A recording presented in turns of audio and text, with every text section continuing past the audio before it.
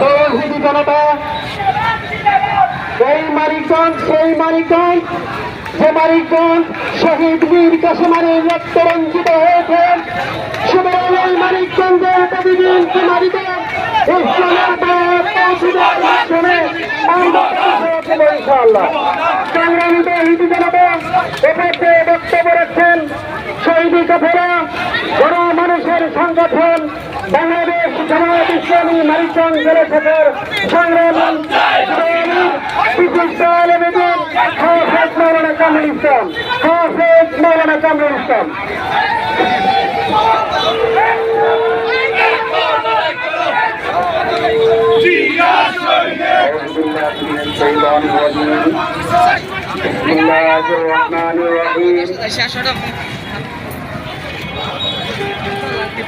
স্বৈরাচারী খুনি হাসিনা